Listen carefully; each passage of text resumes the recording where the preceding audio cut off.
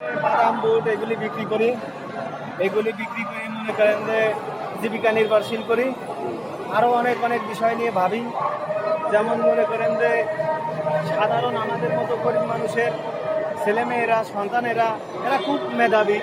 যদিও মেধাবী হয় তবে বিভিন্ন বড় বড় স্কুলে যেমন আইডিয়াল, বিকারুন্নিসা, তারপরে মনে করেন কি সরকারি তত বড় বড় স্কুল আছে।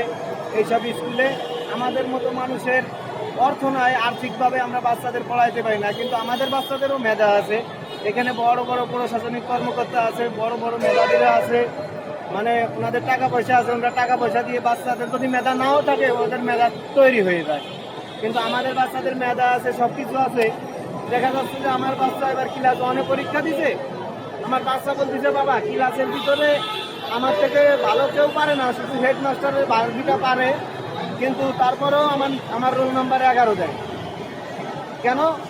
যে মেয়ে নাম লিখতে পারে না, নিজের নাম লিখতে পারে না, আমি অথচ সারা বাংলাদেশের কি আছে বানাম করে রিডিং লিখে দিতে পারি, অথচ আমার রোল 11 দিয়ে রাখে। এরকম কমিটির সমস্যা, সব কিছুর সমস্যা। এর জন্য আমাদের গরিব মানুষের ভালো থেকেও ভাই লাভ নাই, আর খারাপ থেকেও লাভ নাই। কারণ আমরা তো সিরিয়ালে পরিবেশ কাতারে চলে গেছি। যেমন আপনার বাংলাদেশটাই চলতেছে, দেখেন